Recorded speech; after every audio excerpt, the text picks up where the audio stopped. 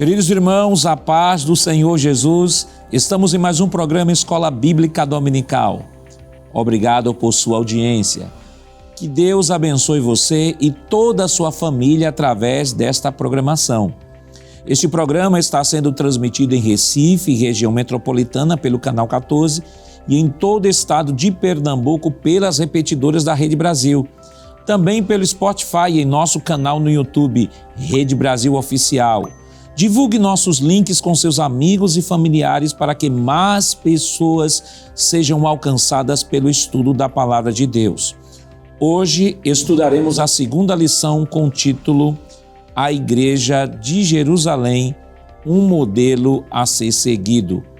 E para comentar esta lição, contamos com a presença do pastor Valber Gustavo. Pai do Senhor, pastor Valber, é sempre um prazer tê-lo aqui conosco. Amém, pastor Najason, uma alegria estar aqui.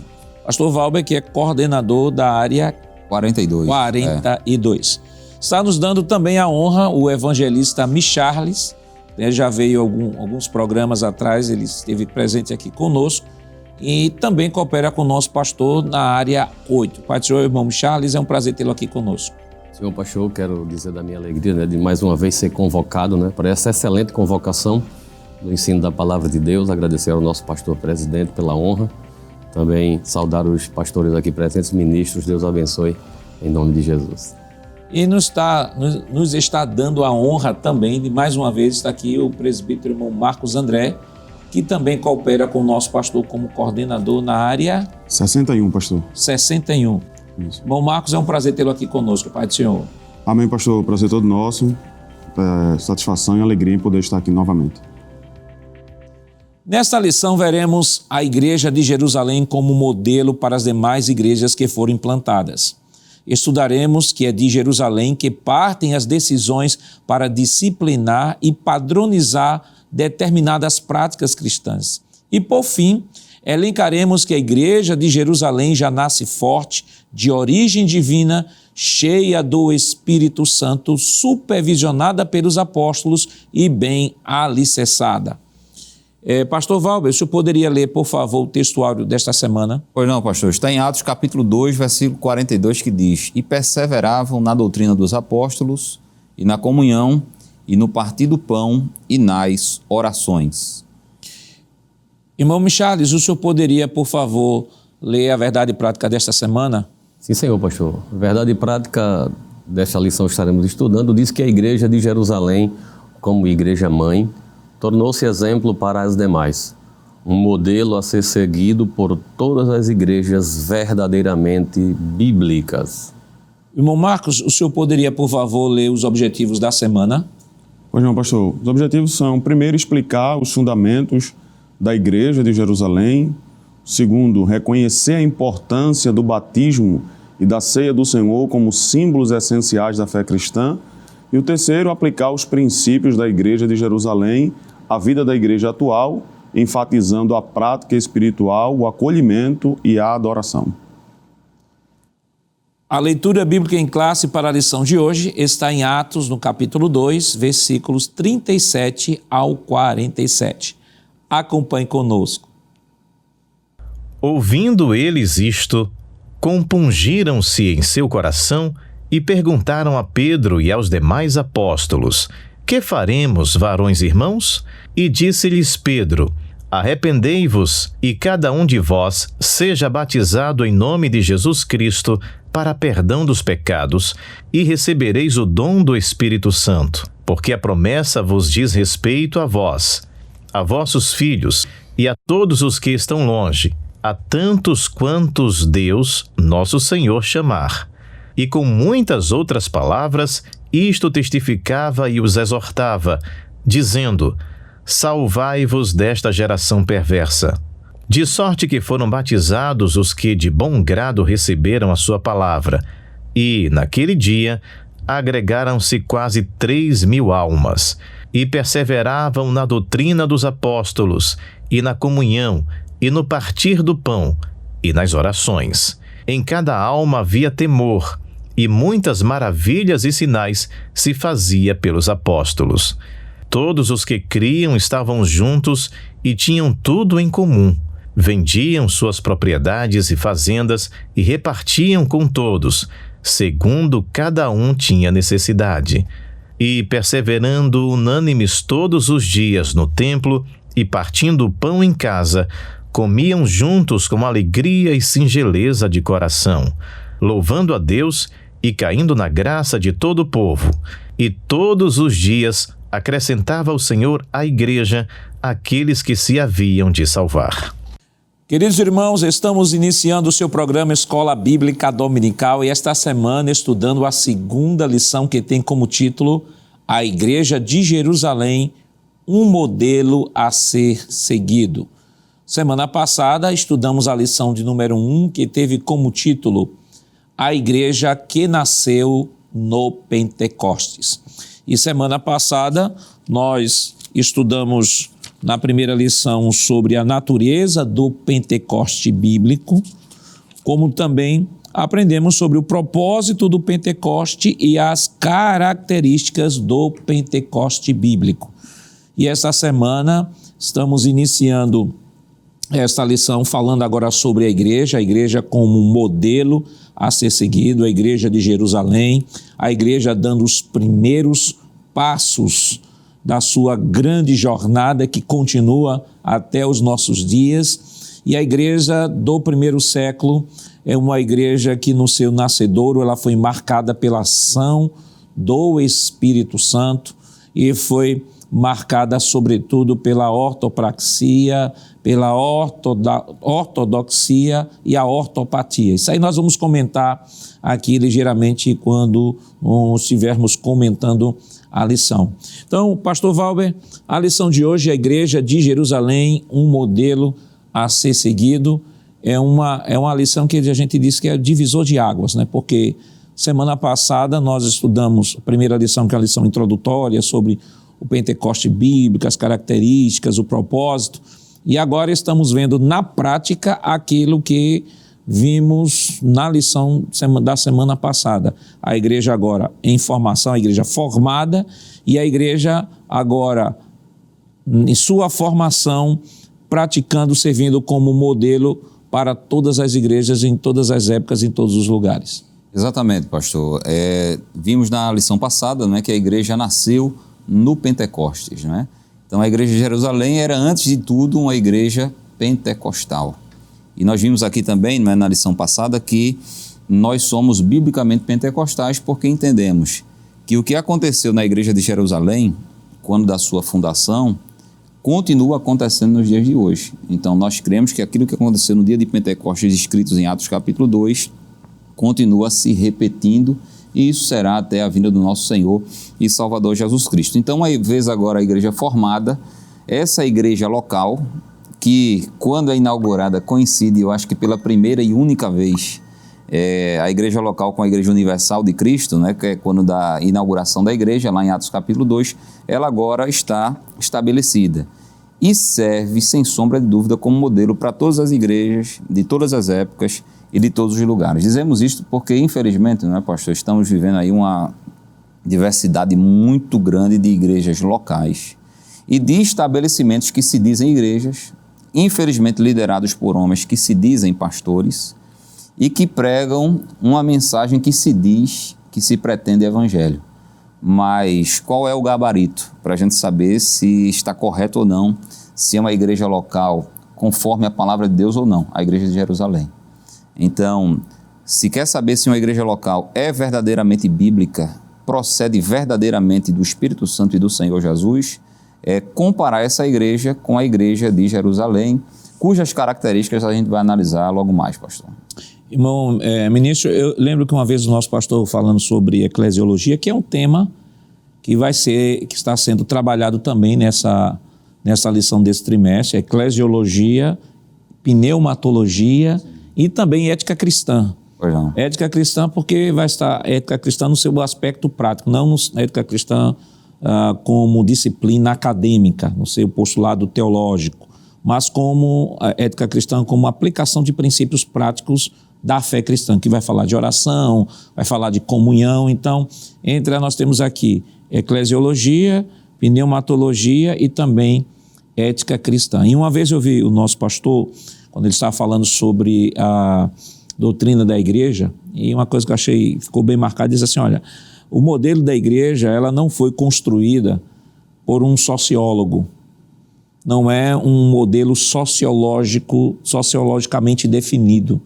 também não é um modelo criado na academia por antropólogos ou antropologicamente definido. Quem define a igreja enquanto igreja, a sua natureza é a Escritura, é a Bíblia. Então, essa lição de hoje vai mostrar de que não se pode fugir do modelo do Pentecostes, que é um modelo forjado pelo próprio Deus, derramando o seu Espírito ali, promovendo ali não só o nascimento da igreja, mas a história da igreja propriamente dita. Sim, pastor, e muitas vezes, assim, causa até espanto, né, quando a gente discute com algumas pessoas, porque se alguns se afastaram desse modelo, nós temos o desafio de manter o modelo. Acho que a coisa mais difícil que existe é manter um padrão. É por isso que o nosso pastor fala muito disso, né? De manter o modelo, né? De manter aquilo que foi ensinado pelos nossos pais. O pastor Valber, quando falava de igreja local, essa palavra é uma palavra-chave, pastor. Por exemplo, no Novo Testamento nós temos 115 palavras. Lógico que dependendo da versão pode variar, mas num contexto geral, 115 palavras falando de igreja. Dessas 115 palavras, pastor, mais de 80% se refere a uma igreja local que servia no templo, que comungava da fé e que mantinha os padrões de Atos 2. Então é interessante dizer isso, porque há muitos que se denominam, né, igreja, como foi bem pontuado pelo pastor Valber, mas que quando é passado pelo crivo da Bíblia, da palavra de Deus, ou do modelo que está em Atos, porque é interessante que Atos são os atos do Espírito Santo, mas a gente vê aqui a passagem de bastão, né, pastor? A gente vê o ministério de Jesus sendo passado para a igreja, a gente vê a antiga aliança caindo e a nova aliança assumindo, a gente vê Israel como igreja testemunhal meio que saindo um pouco do cenário e a igreja entrando, que é este mistério que esteve oculto em Cristo, como Paulo diz, né, escrevendo lá a Coríntios. Então, eu acredito, pastor, que o desafio nosso é esse, é manter o modelo. Irmão Marcos, é interessante que algumas pessoas, às vezes, utilizam justamente esses textos que nós estamos estudando hoje, sobre a igreja do primeiro século como modelo, às vezes usam esses textos bíblicos mais para confrontar a igreja atual do que propriamente como recomendar que todo cristão deve viver esse modelo, né? Geralmente a gente encontra, sobretudo pelas redes sociais, as pessoas, a igreja de hoje não é mais a igreja lá do primeiro século. Nos parece que a forma como colocam a coisa, a igreja chegou um momento de uma apostasia generalizada, porque estes que levantam estes discursos, e às vezes esse texto é um texto que estas pessoas aproveitam a oportunidade para confrontar, às vezes, a liderança local, para confrontar, às vezes, aí o professor de escola dominical, confrontar, às vezes, um dirigente de órgão de louvor. Porque aqui é um modelo, a Bíblia fala de amor e tal. Só que a gente precisa compreender de que nós temos aqui a igreja no primeiro século, a igreja ela está debaixo de perseguição, nós temos um contexto onde a igreja está debaixo do Estado totalitário, a igreja não tem liberdade, a igreja não tem templo, a igreja não é o modelo do que a gente hoje tem de igreja do ponto de vista físico, né? Hoje a gente tem conjunto musical, tem coral, tem departamento de criança, de adolescente. Na igreja do primeiro século não tinha isso, mas a principiologia que o texto traz são princípios que devem ser vivenciados por toda a igreja. Então, esta lição, como já dissemos aqui no início, é uma lição que é um divisor de águas, porque é uma lição que se mostra de grande importância para a reflexão pessoal.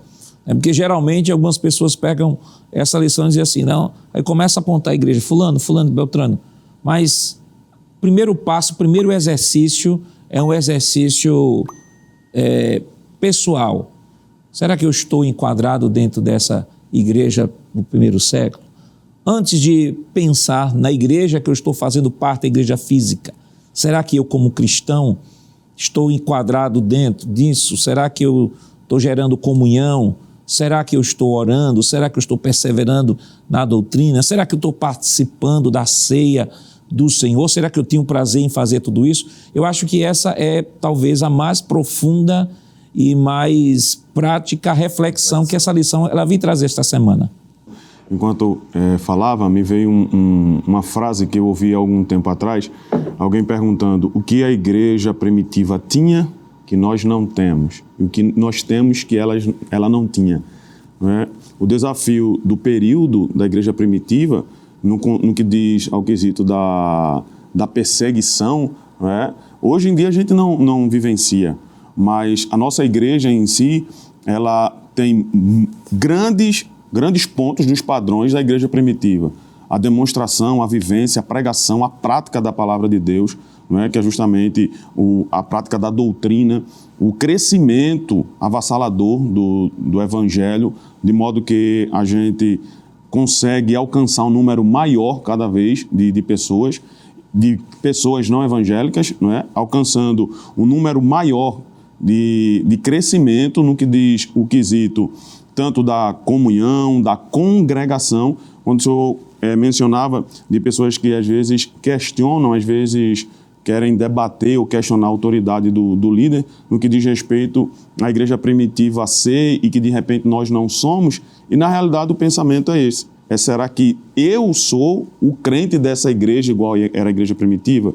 Se eu sou a igreja daquele tempo, antes de julgar o conjunto, julgar a mim mesmo, não é? E está aí a lição para que a gente possa entender que a igreja de Jerusalém é o nosso modelo e é o modelo da nossa igreja. Pastor, me permita, não é, colaborar com o que o irmão Marcos estava falando aí tão bem, não é? E como esse assunto em si não está contemplado de forma direta na lição, só como estamos ainda nas considerações iniciais, não é, só para pontuar que tem o extremo, não é, da falsa igreja, que lamentavelmente é uma realidade cada vez maior na nossa sociedade, na nossa realidade, mas tem também o outro extremo, que é o dos desigrejados. Então, essa lição, não é, sobre a igreja de Jerusalém como sendo um modelo a ser seguido, ela vem nos alertar, tanto para nós estarmos atentos, não é, quais devem ser as características de uma verdadeira igreja, como também, eu acho que debelar de uma vez por todas, à luz da Bíblia, essa mentalidade desigrejada. Não é? Porque, dentre outras coisas, eles estavam juntos, tinham tudo em comum, e como o senhor falou aí da ortopatia, não é isso? Manifestavam esse sentimento uns para com os outros. Comunhão só é possível se houver, não é, um agrupamento de pessoas. Então eu acho que esses dois extremos são absolutamente refutados com essa lição de hoje.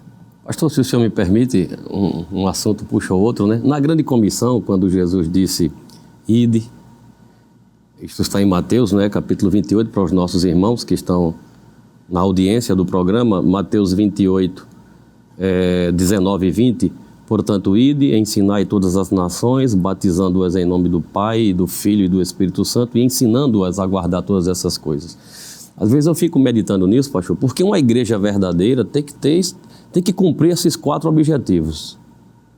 Penso eu que se ela falhar num desses, ela não é uma igreja verdadeira. Primeiro ela tem que ir, depois que ela vai, ela tem que ensinar, depois batizar e depois ensinar a guardar, que entra até o discipulado. Aí eu fico pensando, porque o pastor Valber falou na falsa igreja, porque se a gente está falando da igreja verdadeira, tem a falsa igreja. Eu fico pensando, pastor, não é? Eu entrei ali no Iraque, eu tenho uma congregação, né, denominada Iraque. Imagine que a gente entra ali e se arrisca para ganhar uma pessoa que está muito perdida, não é? Então você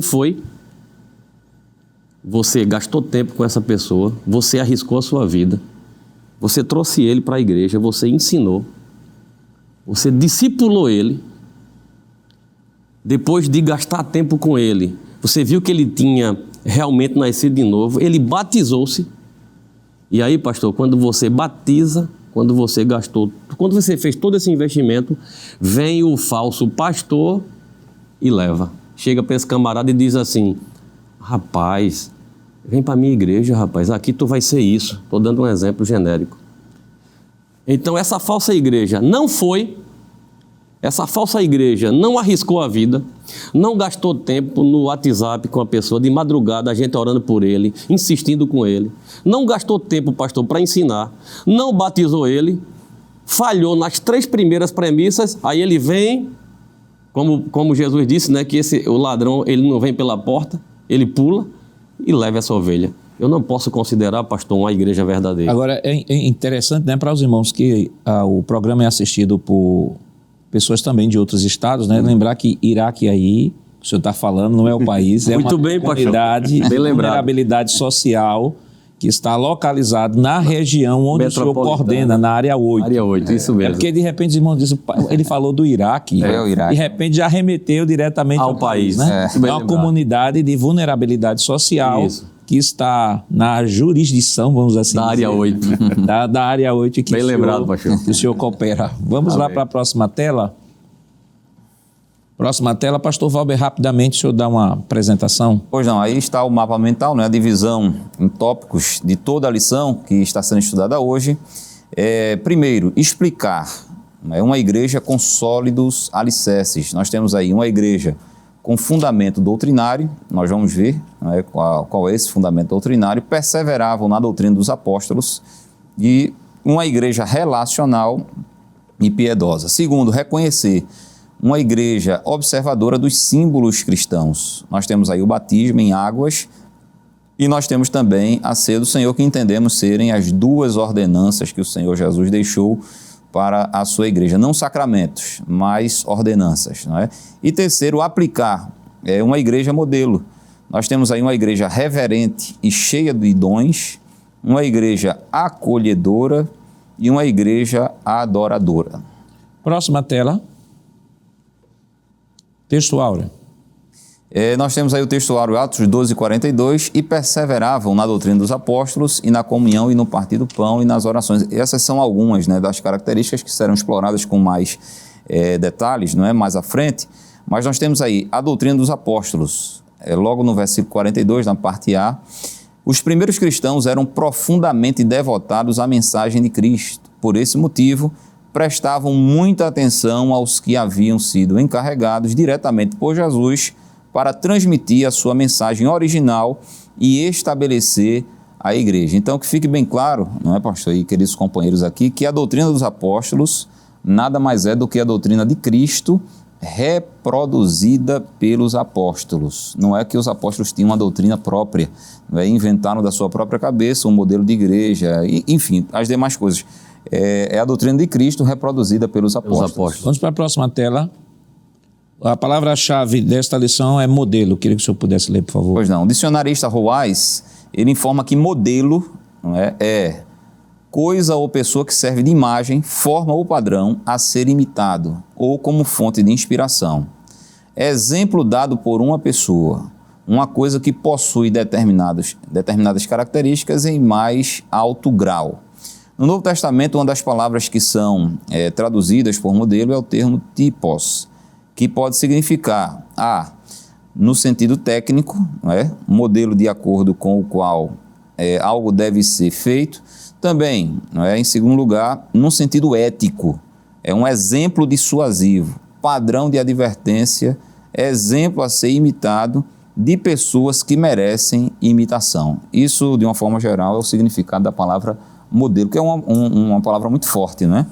Que dá a ideia de algo que é esculpido, né? Talhado no caráter de uma pessoa. Uma coisa que é importante destacar aqui de maneira até introdutória é o seguinte, é que embora a igreja de Jerusalém seja uma igreja modelo, mas a igreja de Jerusalém está longe de ser uma igreja perfeita, né? Porque geralmente algumas pessoas associam esta Jerusalém ser a igreja modelo com a igreja perfeita. A igreja não é perfeita, isso nós veremos ao longo do nosso trimestre. A igreja cheia de imperfeições, haviam problemas na igreja, inclusive na igreja logo no início, tanto que o diaconato ele é instituído justamente para resolver um problema que surgiu, né, que surgiu no seio da igreja, porque ao mesmo tempo que temos aqui a descrição que nada faltava a nenhum dos irmãos, parece a aparente contradição que a gente vê que no capítulo 6 as mulheres helenistas elas não estavam sendo assistidas. Então elas estavam ou não estavam? Então isso mostra de que a dinâmica da igreja, lembrando que a igreja começa com 3.000, depois 5.000 e depois nem se conta mais, então você tem uma demanda crescente para uma estrutura eclesiástica que não estava se adequando mais à demanda, e por isso que a estrutura eclesiástica ela vai ser flexível nesse sentido, tanto que começarão a ser instituídos os diáconos, os presbíteros, e a igreja está em formação, estruturando para atender toda essa demanda, e o trabalho cresce tanto que aí Paulo chega lá na frente e vai dizer assim, olha, Tito, você vai instituir presbíteros para que você coloque em ordem, lá, de continuidade lá, coloque em ordem e estabeleça presbíteros em cada cidade. Por quê? Por conta da demanda da igreja. Então, a igreja, ela é modelo no seu sentido principiológico, ela tem as suas especificidades, como o irmão Marcos disse. Há coisas que a igreja do primeiro século fazia que a gente não faz, e há coisa que a gente não faz que eles não faziam, porque existem as diferenças locais, mas quando se fala da igreja de Jerusalém enquanto modelo, estamos falando da igreja de Jerusalém do ponto de vista principiológico. Mas como esta igreja, quais eram as características fortes desta igreja? Porque esta igreja tornou-se um modelo para a igreja de todas as gerações. Mas isso nós estaremos comentando depois do nosso rápido intervalo. Voltamos já.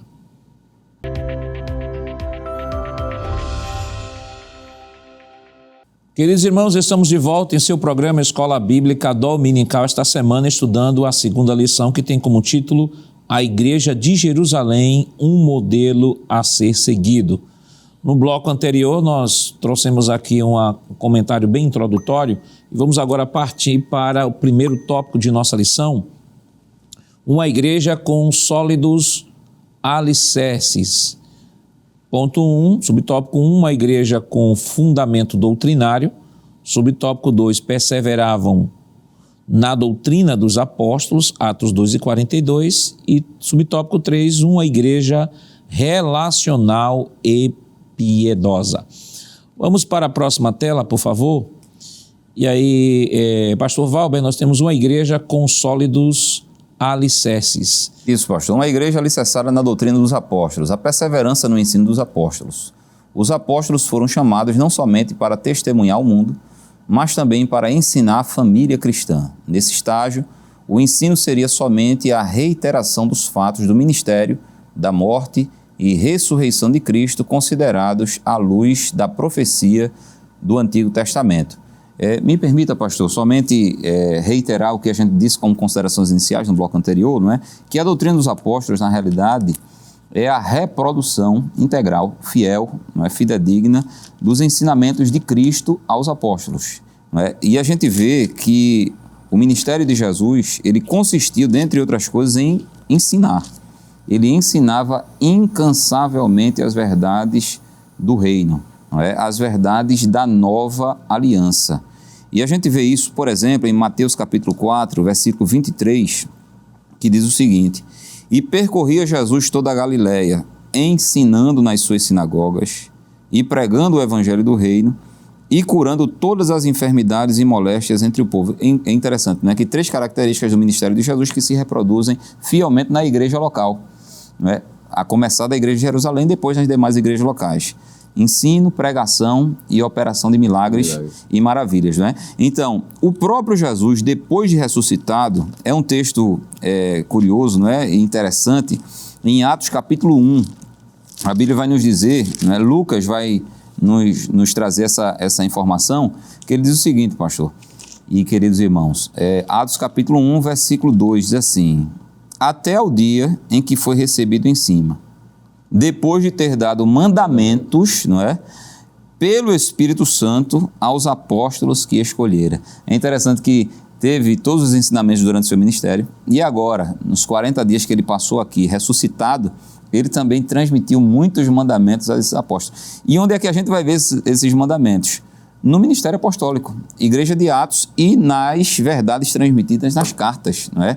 Apostólicas. E aí os apóstolos vão ensinar justamente aquilo que receberam de Jesus durante o seu ministério terreno e também depois de ressuscitado. E só para encerrar, pastor, a minha fala, em 1 de João, capítulo 1, só para confirmar que eles realmente reproduziram aquilo que eles receberam da parte do Senhor Jesus, inclusive o apóstolo Paulo diz no texto da ceia, né? O que eu recebi do Senhor, eu também vos ensinei. Não é? Então, doutrina dos apóstolos é doutrina do próprio Jesus Cristo. 1 de João, capítulo 1, versículo 3, ele diz o seguinte, e eu encerro aqui, só para confirmar essa verdade de que a doutrina dos apóstolos é a doutrina de Cristo. O próprio Paulo tinha dito, não é? Ninguém pode pôr outro fundamento, outro alicerce, além do que já está posto, o qual é Cristo. Cristo é o fundamento, né? Ele diz, o que vimos e ouvimos, isso vos anunciamos, para que também tenhais comunhão conosco, e a nossa comunhão é com o Pai e com o seu Filho Jesus Cristo. Então, o que ele está dizendo? Eu ensino a vocês o que eu vi e o que eu ouvi da parte do Senhor Jesus Cristo. E esse tópico aí, irmão Michalis, ele fala da educação cristã, né? A igreja, ela perseverava na doutrina. A doutrina é um ponto fundamental, que é característica, é o ensino da igreja, né? Sim.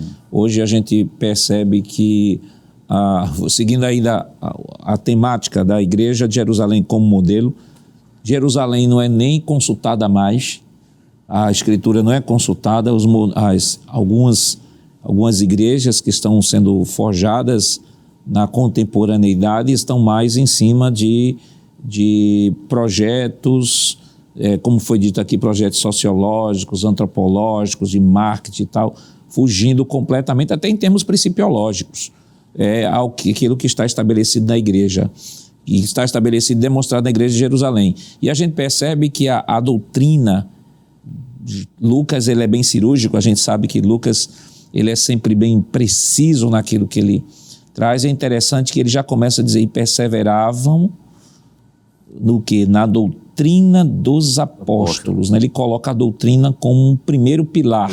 Primeiro pilar que constitui o modelo da igreja, não só de Jerusalém, mas um modelo para todas as gerações. Isso é importantíssimo, pastor, porque nesses versículos, né, Atos 42, 43, 44, até o 46, uma palavra que está escondida aqui dentro, que é a diaconia, não é? Que é o serviço que deve ser assim um pilar da igreja. Ele começa, como o senhor bem pontuou, e perseveravam na doutrina dos apóstolos. Nós temos aqui uma diaconia teológica. A igreja verdadeira começa com a palavra. Pastor Valber falou Atos 1, o versículo 1 diz assim, não somente o que Jesus começou a fazer, mas a ensinar. O próprio Jesus está fazendo e está ensinando, está dizendo, façam o que eu fiz, como bem pontuou o pastor Valber. Então ele segue dizendo, pastor, em cada alma havia temor, muitas maravilhas se faziam, todos que criam estavam juntos, tinham tudo em comum, vendiam suas propriedades. No versículo 46 ele diz assim, e perseverando unânimes todos os dias no templo e partindo o pão. Nós temos aqui uma diaconia litúrgica, não é? Há uma liturgia que está sendo feita aqui. Depois, no versículo 47, ele vai dizer, louvando a Deus e caindo na graça de todo o povo, e todos os dias acrescentava o Senhor à igreja aqueles que haviam de se salvar. Diaconia soteriológica. Não é? Então, assim, eu vejo que a igreja do primeiro século estava longe de um ativismo social. Não era um mero serviço. Me permita, pastores, o presbítero aqui presente, às vezes a pessoa se atenta muito ao trabalho social, ainda que ela é um pilar da igreja, obviamente, mas isso é um meio, não é o fim. Não é? Então a pessoa pensa que igreja é cortar cabelo, pensa que igreja é fazer um sorteio, não é, pastor? É levantar proventos, tudo isso é importante, mas se ela for apenas um ativismo, ocupar uma agenda, né? Tem pessoas que se gastam fazendo agenda, achando que está trabalhando, mas quando você vai enxugar aquele negócio ali, fugiu do propósito da igreja, pastor. Então a igreja ela tem que ter diaconia teológica, ela não foge da palavra, diaconia litúrgica, ela parte o pão, ela participa, e diaconia soteriológica, ela acrescentava, tem que ter salvação. Como é que uma igreja, pastor, você volta lá depois de 50 anos e a igreja não cresceu e diminuiu? Se o objetivo dela é pregar, então eu penso, pastor, que anda nesse viés. E duas coisas que precisam ser bem definidas. A igreja, a missão social da igreja. Sim. A igreja tem uma missão social, mas a missão social da igreja é diferente do evangelho social. É verdade. O evangelho social é o evangelho que já foi comentado aqui em outras lições. É um evangelho que tem como finalidade exclusivamente a satisfação das necessidades físicas. Não há um discurso soteriológico, não há, na verdade, a ideia de salvação, não. Na verdade, o evangelho social ele tem mais como finalidade promover entre aspas, justiça social. Inclusive, até estimulando a invasão de propriedades privadas, estimulando a prática até em alguns momentos da delinquência justificada pela ação social. Então, é muito diferente. A igreja, enquanto missão social, a igreja do primeiro século, e como as igrejas hoje têm a sua missão social, mas isso não é a definição da igreja na sua essência. É uma atividade, mas não é a definição, diferente do evangelho social. O evangelho social transforma o social na atividade primária e última da igreja. E o quanto ela contribui, né, pastor, para a sociedade, porque a igreja verdadeira, quando entra, por exemplo, num lugar que é difícil, às vezes, quantas vezes o Estado está ausente ali naquela comunidade, porque ela não tem nem poder para entrar, mas a igreja entra, e quando ela entra, o crime cai, não é? As enfermidades diminuem. Um jovem me procurou recentemente, pastor, me permita fazer essa inserção, assim, pastor, a gente tem que dar uma contribuição maior, a gente não vê muita ação social. Eu disse assim, você quer ver uma ação social melhor do que o que a igreja faz? Meu filho, vem cá, senta aí. O marido dava na esposa, não dá mais. O dinheiro dele ia para a cachaça, não vai mais. Ele não tinha tempo para a família, agora tem.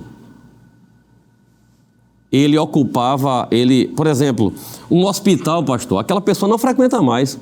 O camarada vivia toda semana no hospital porque caía, se cortava. Ia para um lugar que não devia e de repente ocupava aquela vaga ali. Não vai mais. Eu disse, meu filho, você quer bem melhor do que isso? Olha o que a igreja faz. A igreja muitas vezes talvez até faça melhor o papel que deveria ser do Estado. Quantas vezes a igreja faz uma ação social como nós temos? A gente não divulga, pastor, não é? Mas toda semana não é assim, pastor? Sim. Todo mês a gente vai lá, a igreja distribui cestas. Agora a gente não vive vendendo isso. Muitas vezes a igreja ocupa o lugar do Estado, às vezes com mais maestria. Porque a igreja entende que tem esse papel também, mas o papel principal não é esse, como o senhor bem pontuou, não é? O papel principal é ganhar almas para Jesus e avançar contra o reino das trevas. E evangelizando todo o homem e o homem todo, né? E o homem todo. Vamos para a próxima tela? A próxima tela nós temos aí uma igreja alicerçada na oração, irmão Marcos. Muito bem, pastor. Nos diz, antes da descida do Espírito Santo, a igreja estava em constante oração, todos estes perseveravam unanimemente em oração e súplicas após as primeiras conversões. Lucas atesta que a igreja continuava vivendo em oração, e vem as referências, né? Atos capítulo 2, versículo 42, capítulo 3, versículo 1, capítulo 6, versículo 4 e também o capítulo 12, versículo 5. Isso foi essencial e continua sendo um recurso indispensável para os cristãos enfrentarem as aflições. Então, uma igreja alicerçada na oração. Quando a gente entende esse princípio basilar da igreja, que vive da constância da oração, no capítulo de número 2 e o versículo de número 42 de Atos dos Apóstolos diz que eles perseveravam, e ele diz os pontos que eles perseveravam: na doutrina, na comunhão, no partir do pão e nas orações. Então não eram orações pontuais, não eram orações temporárias, momentâneas, esporádicas, né, pastor? No capítulo de número 3, e o versículo 1, demonstra Pedro e João indo para a oração, e a gente percebe também em Mateus, capítulo de número 14, e o versículo de número 23, a frequência com que Jesus orava e também ensinava aos discípulos, conforme em Mateus, capítulo 6, versículos 5 e 9, ensinava aos discípulos a prática contínua da oração, ao modo de que a igreja se fortalecia, tornava-se piedosa por causa do caminho de oração, ao ponto de galgar vitórias e alcançar a misericórdia de Deus por causa da prática contínua. E a oração foi um marco tão grande na igreja do primeiro século, pastor Valber, que Paulo, quando quis redigir para a igreja uma orientação sobre a oração, ele disse assim: olha, orai sem cessar. Mostra que a oração, esse escrito paulino, demonstra o papel fundamental e essencial que a oração exerce na vida da igreja. É verdade, pastor. Como disse o irmão Marcos aí, muito bem disse, não é? Primeiro modelo de oração é Jesus. Jesus, ele é o nosso maior e melhor modelo de oração. E dentre outras coisas, esse Jesus que orava continuamente, constantemente, orava sem cessar, não é? Ele ensinou os discípulos a orarem. Então os discípulos aprenderam com as suas palavras, mas aprenderam também com a sua ação de orar, como disse o irmão Charles, não é? Em Atos 1:1, fazer e ensinar, a coerência do ministério de Jesus, não é? E aí a igreja de Jerusalém, a igreja do Senhor Jesus, ela nasce na oração. Porque quando Jesus se ausenta, não é? Eles ficam esperando o cumprimento da promessa em oração. Está escrito em capítulo 1, não é, de Atos, versículo 14, e diz: todos estes perseveravam unanimemente em oração e súplicas com as mulheres, e Maria, mãe de Jesus, e com seus irmãos. Então, quando eles recebem o cumprimento da promessa do Pai, do revestimento de poder e, consequentemente, da inauguração da igreja, eles estão em oração. Eles estão orando ao Senhor. Depois que surge aquela necessidade da substituição, né, de Judas, eles vão orar ao Senhor. Eles oravam continuamente. Como disse o irmão Marcos, eles estão indo para o templo orar. E essa oração possibilitava uma vida de comunhão com Deus, que, por sua vez, também proporcionava um ambiente de milagres, de operações sobrenaturais. O que é preciso para que uma igreja crie um ambiente propício, fecundo para os milagres? É a doutrina dos apóstolos e a oração. Se uma igreja vive da palavra e vive da oração, consequentemente essa igreja experimentará o sobrenatural de Deus, que foi o que aconteceu em Atos capítulo 3, não é? Com aquele paralítico. Mas também nos momentos de aflição, nos momentos de dificuldade, nos momentos de perseguição. Foi dito aqui na abertura que nós ainda não estamos vivendo uma perseguição assim como estamos vendo em outros países. Perseguição literal, semelhante à da igreja primitiva. Uma perseguição velada, né? Há uma perseguição velada, há uma hostilidade crescente. Não é? Que pode desencadear numa perseguição literal, como alguns de nossos irmãos estão vivenciando ao redor de todo mundo. Mas mesmo nesses momentos, a igreja do Senhor orava, e eu encerro dizendo, não é, por causa do milagre operado por Pedro e João, eles foram perseguidos, eles foram hostilizados, eles foram ameaçados. E diante disso, o que fazer? Orar, não é? Está lá em Atos capítulo 4, que está também no esboço da superintendência, não é? A partir do versículo de número 24, quando ele diz: e ouvindo eles isto, isso é uma das orações mais belas da Bíblia Sagrada do Novo Testamento. Unânimes, é importante, não é, pastor? Já que a gente está falando de igreja, a gente sabe que o crente individualmente precisa orar, mas a importância da oração congregacional, não é? O povo de Deus unido em um só propósito, orando, batendo na porta do céu, não tem como essa porta não se abrir. Não tem como Deus não agir, não tem como as ações sobrenaturais de Deus e as intervenções de Deus acontecerem. Eles levantaram, não é? Unânimes levantaram a voz a Deus e disseram: Senhor, Tu és o que fizeste o céu e a terra e o mar e tudo o que neles há, que disseste pela boca de Davi. Veja, uma oração de adoração. Eles estão exaltando uma oração bíblica. Isso. me permitam, o pastor Ailton Júnior, né, que também é uma referência para nós na área do ensino, ele sempre diz assim, em conversas informais, ele diz assim, citem a Bíblia na oração. Orem biblicamente, citem a palavra de Deus. Aí ele vai citar a palavra e vai dizer, olha, que disseste pela boca de Davi teu servo, porque bramaram as gentes e os povos pensaram coisas vãs. Levantaram-se os reis da terra e os príncipes se ajuntaram a uma contra o Senhor e contra o seu ungido, porque verdadeiramente contra o seu santo filho Jesus, que tu ungiste, se ajuntaram não só Herodes, mas Pôncio Pilatos com os gentios e os povos de Israel. Permita-me prolongar, pastor. Para fazerem tudo o que a tua mão e o teu conselho tinham anteriormente determinado e que se havia de fazer. Agora, pois, ó Senhor, olha a humildade, né? Olha a humilhação, olha ele se dirigindo a Deus, né? Reconhecendo a soberania. Ó Senhor, olha para as suas ameaças e concede aos teus servos que falem com toda ousadia a tua palavra. Enquanto estendes a mão para curar e para que se façam sinais e prodígios pelo nome do teu santo filho Jesus. E o último versículo é o 31. E tendo eles orado. Não tem como uma oração dessa não ter resposta, não é? A gente lendo a oração, a gente sente a presença de Deus aqui. Imagine naquele momento, né? E sob aquelas circunstâncias. Vivendo a pressão do momento.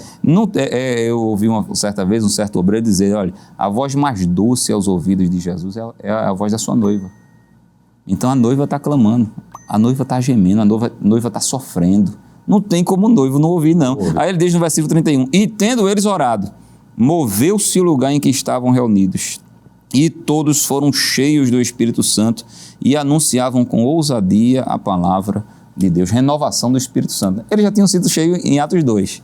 Aí o pastor Antônio Gilberto uma vez disse assim, por que é que eles foram cheios em Atos 2 e foram cheios em Atos 4? Eles dizem, porque o crente se esvazia do Espírito Santo. E ele precisa de uma constante renovação espiritual. Então eles receberam aqui uma renovação e uma intervenção poderosa. Oração, né, pastor? Vamos para a próxima tela, por favor. Próxima tela. Uma igreja alicerçada na comunhão. O termo koinonia indica um compartilhamento generoso em que cada crente dava aos outros o que ele mesmo havia recebido, quer bênçãos espirituais, quer bênçãos materiais. O partir do pão, nesse contexto, equivale à ceia do Senhor, tomada como parte de uma refeição comum. Como uma atividade fundamental da igreja, era colocado lado a lado com o ensino e a oração. Então, evangelista Michalis, não tem como dissociar oração, palavra de comunhão. É o tripézinho que andam juntos e que marcaram o início da história da igreja, e não só marcaram o início da história da igreja, mas foram estabelecidos biblicamente como pilares a serem copiados e vivenciados pela igreja. Pastor, é uma fórmula perfeita, né? Não tem como dar errado. Porque é uma igreja que ora, não é? E é uma igreja que se dedica à palavra. E é interessante dizer que o nosso pastor está sempre focando nisso, né? Na doutrina, o pastor sempre diz, abra a Bíblia, irmão. Acompanhe. E podemos ratificar também que o círculo de oração no Brasil nasce aqui em Pernambuco, não é, pastor? Então somos uma igreja que ora e uma igreja que se dedica à palavra. Me lembro que um grande pastor dessa convenção um dia me disse assim, meu filho, se você lê muito, mas orar pouco, você corre o risco de se tornar ele usou esse termo, é um pastor filosófico.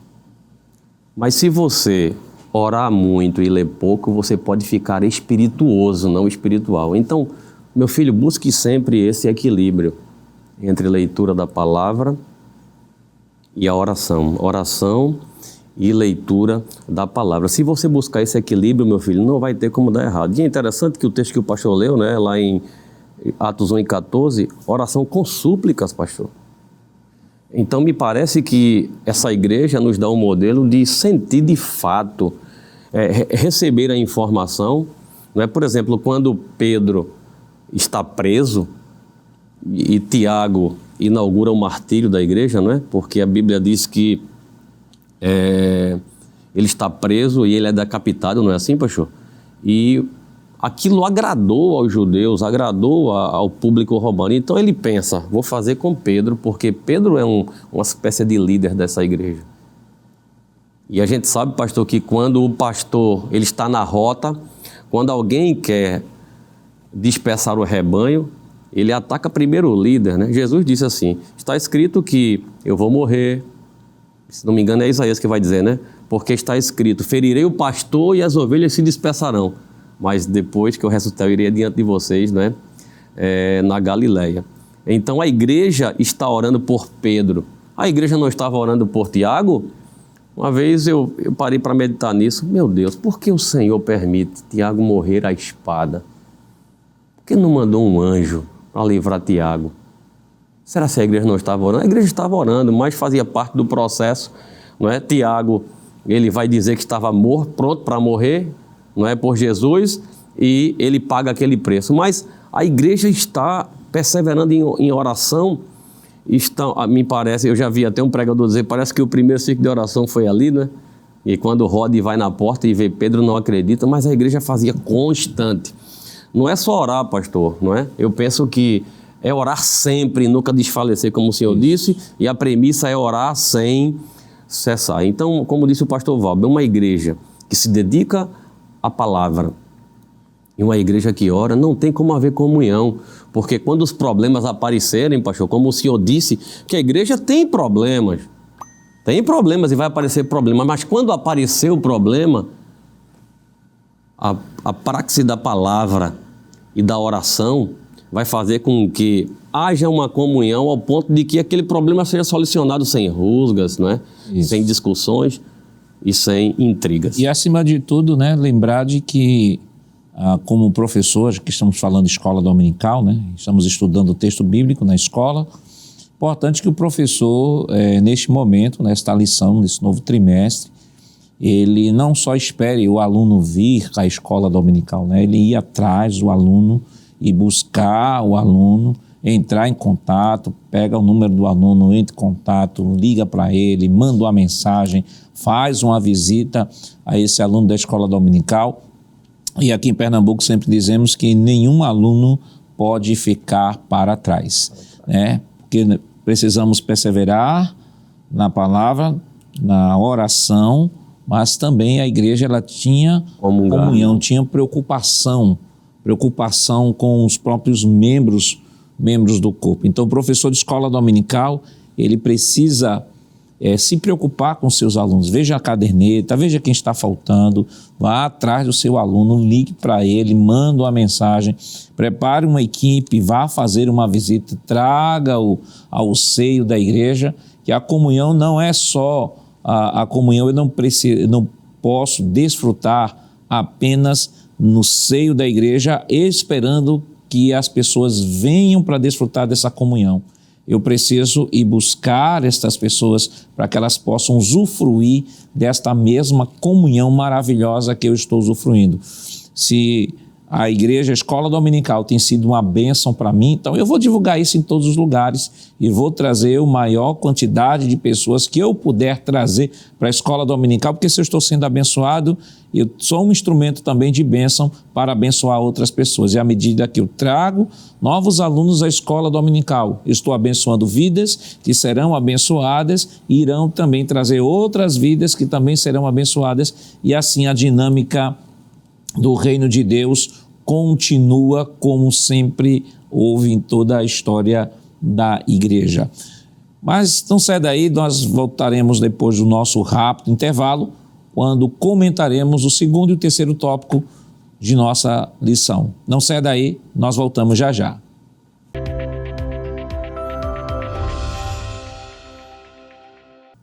Queridos irmãos, estamos de volta para o último bloco desse seu programa Escola Bíblica Dominical e nesta oportunidade estudando a segunda lição que tem como título A Igreja de Jerusalém, um modelo a ser seguido.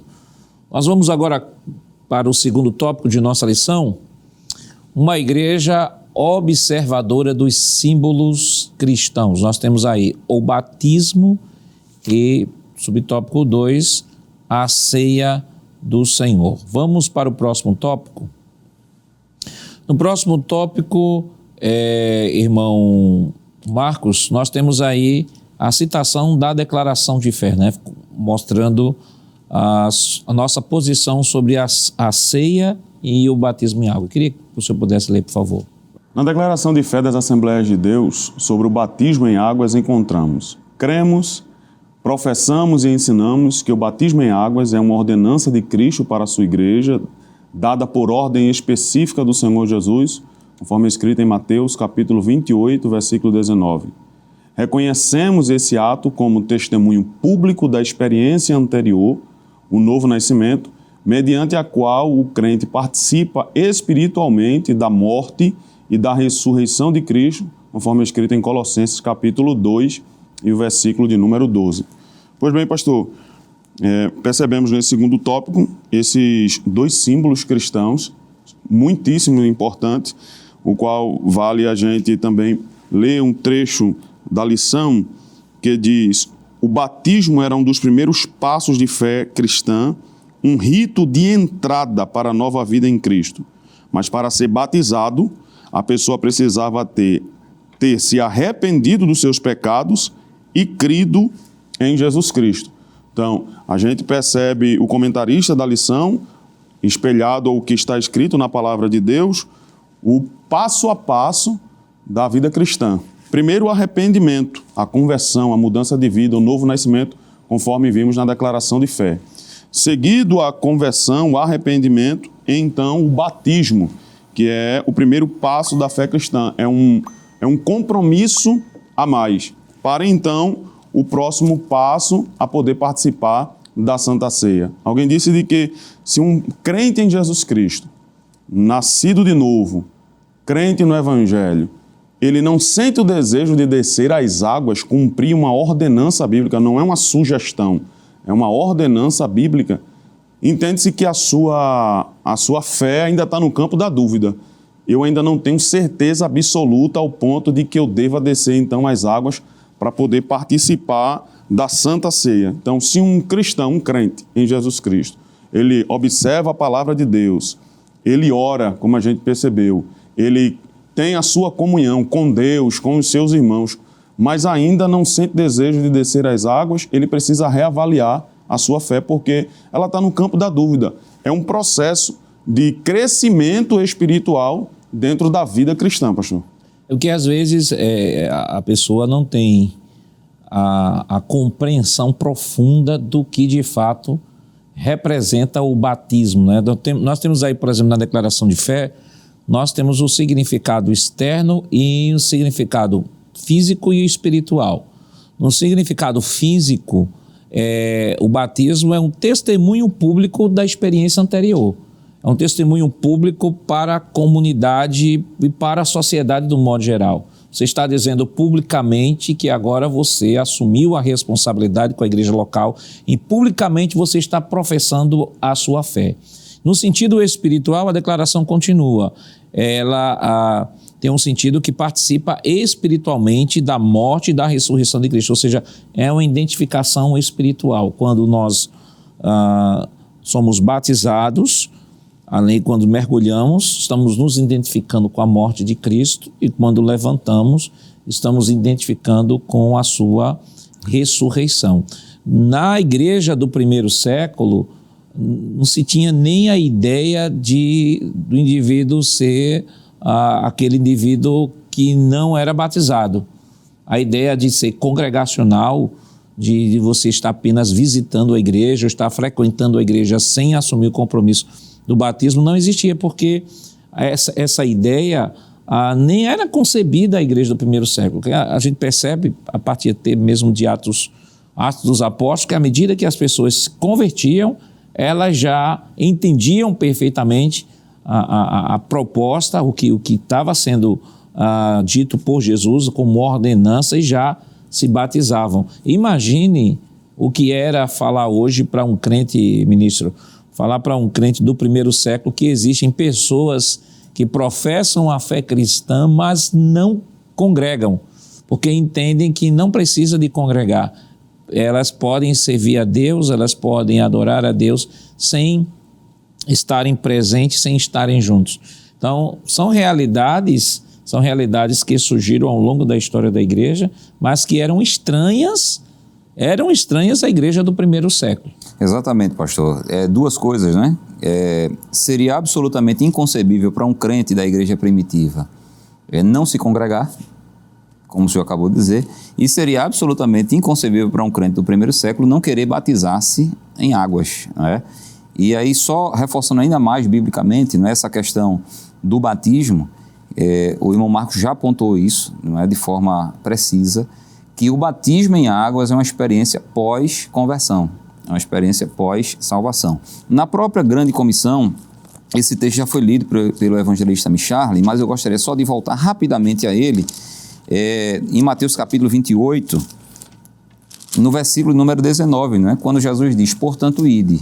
Primeira coisa, ir, como ele pontuou. Segundo, ensinai todas as nações. O evangelista Marcos vai usar o termo pregai, né? Pregai o evangelho a toda criatura. Então, primeira coisa, pregar, ensinar. E uma vez que esse evangelho foi pregado, foi ensinado e as pessoas se converteram, aí sim, aos convertidos, batizando-as em nome do Pai e do Filho e do Espírito Santo. Mostrando aqui que para os convertidos segue-se o batismo em águas, que tem como fórmula, não é, em nome do Pai e do Filho e do Espírito Santo. Isso aí, pastor, é confirmado no próprio texto que nós estamos analisando, que é um texto riquíssimo, né? A gente até disse aqui em off que se o autor colocasse 2 ou 3 lições só para esse tema, ainda talvez não seria suficiente. Mas em Atos capítulo 2, depois que o apóstolo Pedro prega, né, cheio do Espírito Santo, batizado com o Espírito Santo, ele diz no versículo número 41, de sorte que foram batizados os que de bom grado receberam a sua palavra. Então, primeiro receberam, primeiro creram, depois foram batizados. E depois, não é? Ele diz, agregaram-se naquela ocasião quase 3.000 almas. E aí sim, depois, perseveravam na doutrina dos apóstolos, na comunhão e no partir do pão. Então, essa é a sequência, não é?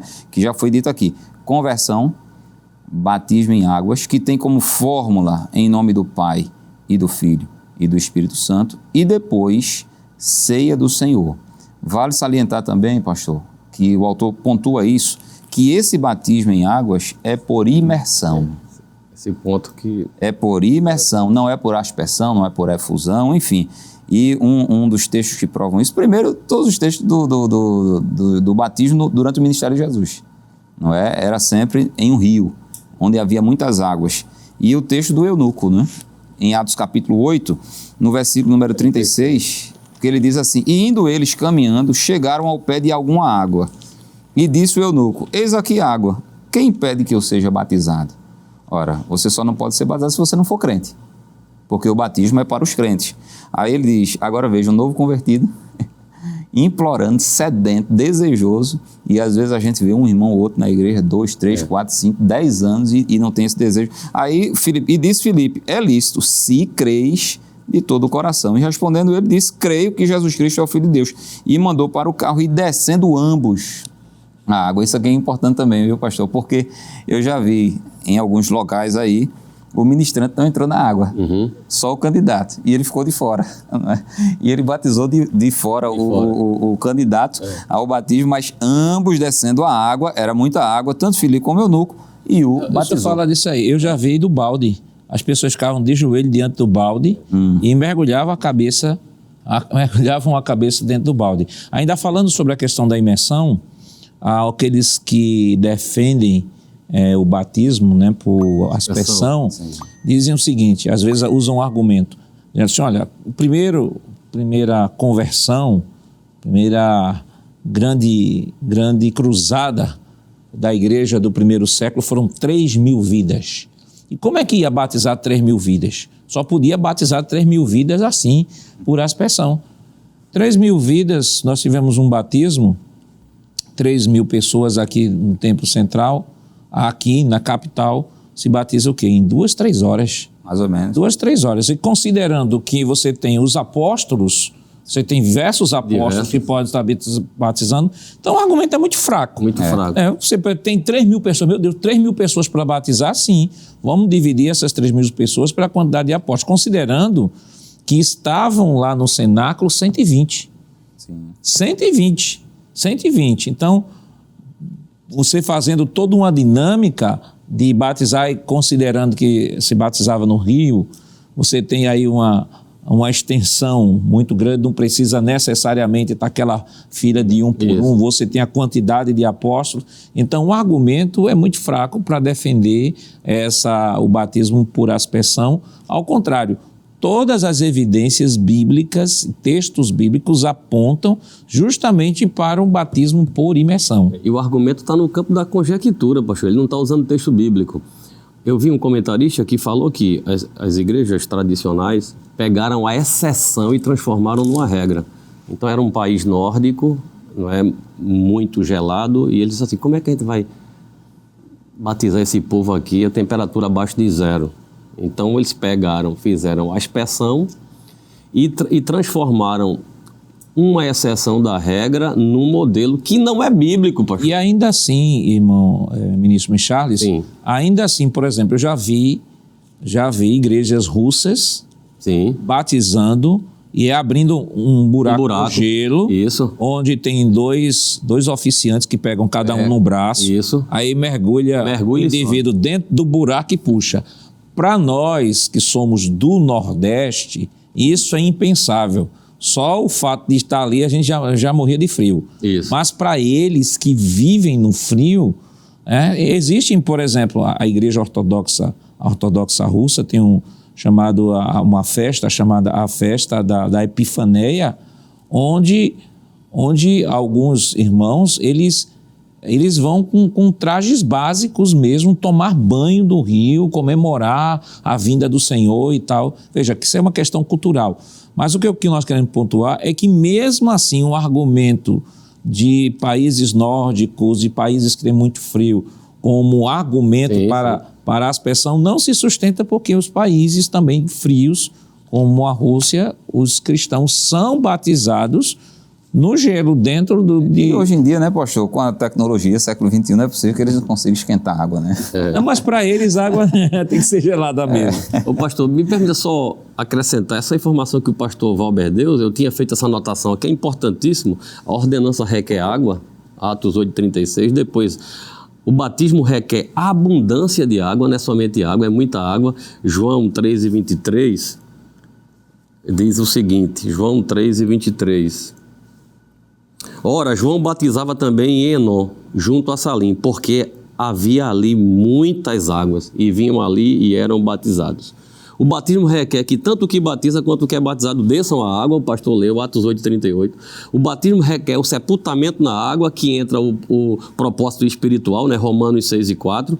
O batismo também requer que saia da água, Mateus 3,16 e Atos 8,39. Ou seja, todo o caminho parte para o que o pastor Valber disse. O modelo é bíblico e a gente não pode fugir dele. Só lembrando também, não é, companheiros, que o batismo não é um sacramento, não é, pastor? Isso. Ele não tem o poder em si de perdoar pecados, de transmitir, não é? Graças. Ele é uma ordenança, não é, que é ministrada para quem já recebeu a salvação. Por isso que a gente, por exemplo, não batiza as crianças.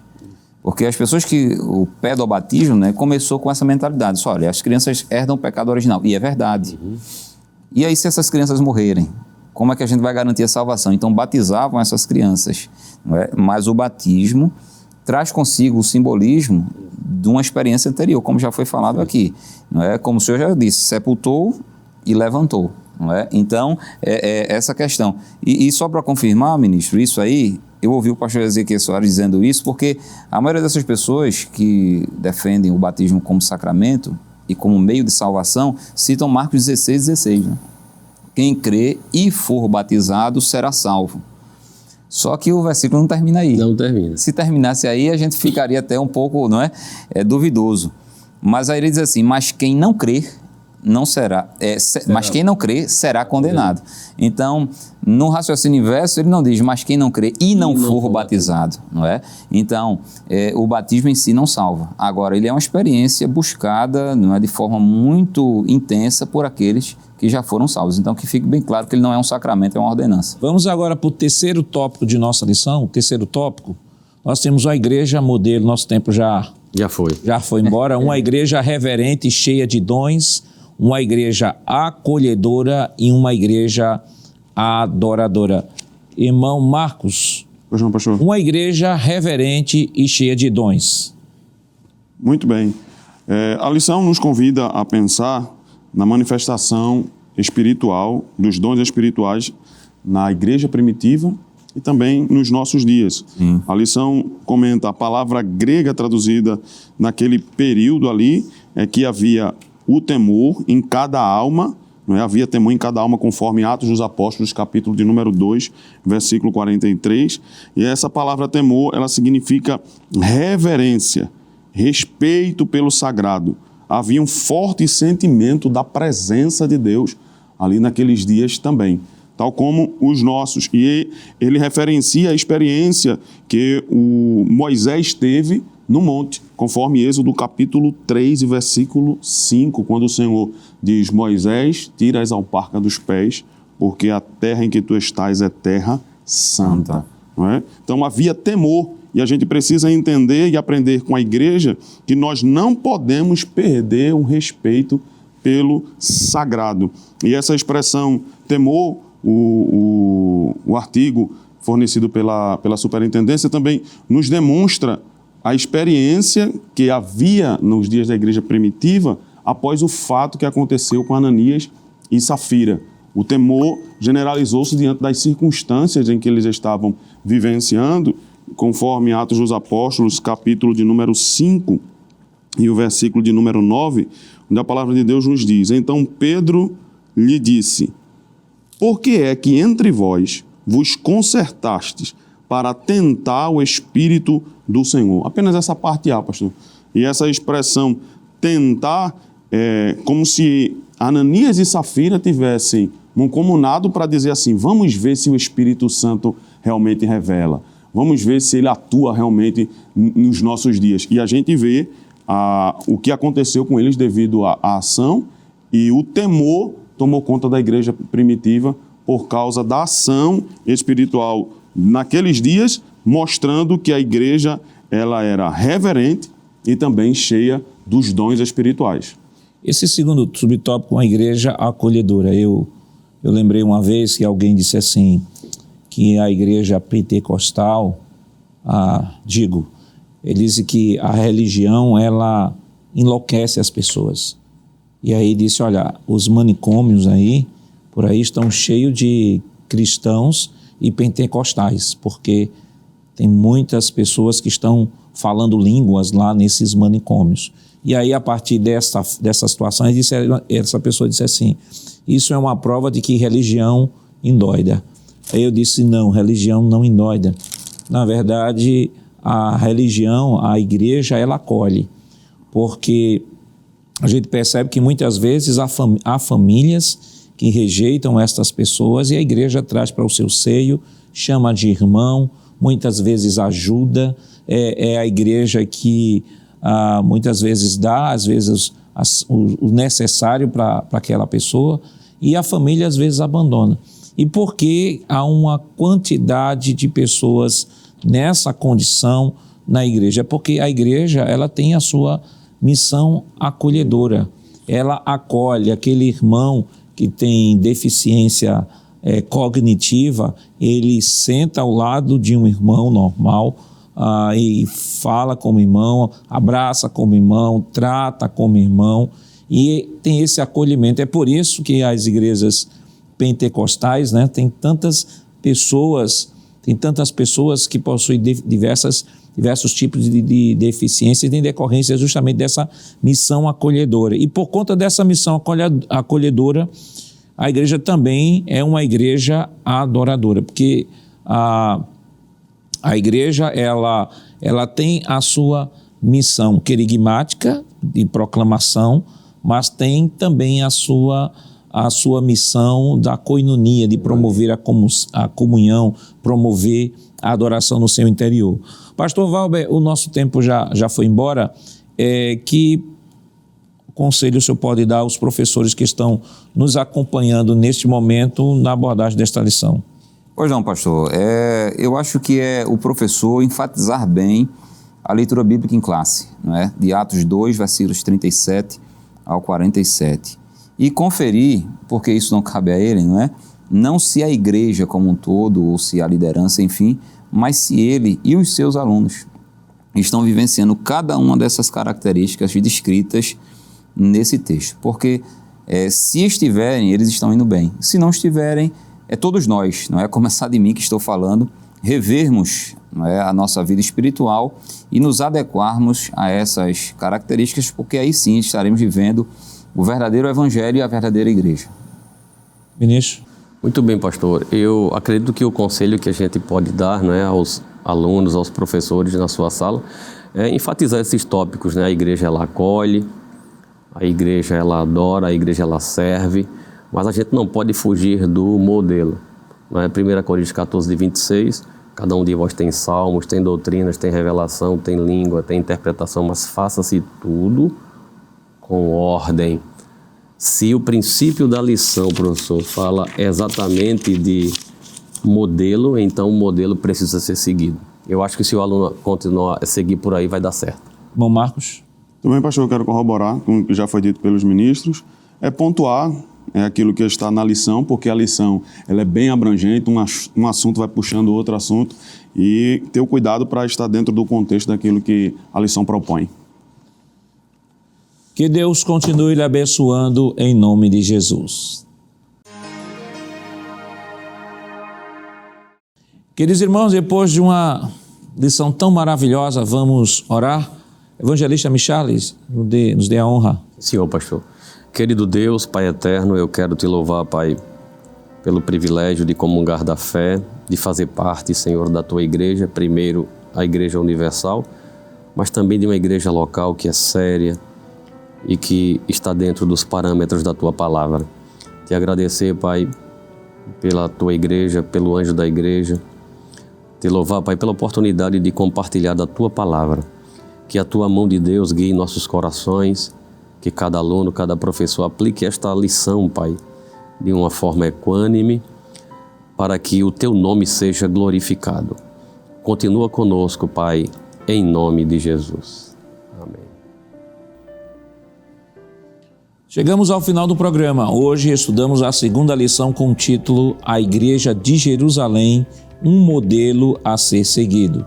Na próxima semana veremos a terceira lição com o tema Uma Igreja Fiel à Pregação do Evangelho. O programa Escola Bíblica Dominical vai ao ar na TV toda sexta-feira às 21h30 e no sábado às 16 horas. Também está disponível no formato podcast no Spotify e em nosso canal no YouTube, Rede Brasil Oficial. Se inscreva, ative o sininho e compartilhe nossa programação. Obrigado por sua companhia e até o próximo programa. Que a graça de nosso Senhor Jesus Cristo, o amor de Deus nosso Pai, a comunhão do seu Santo Espírito estejam com todos hoje e para todos sempre. Amém.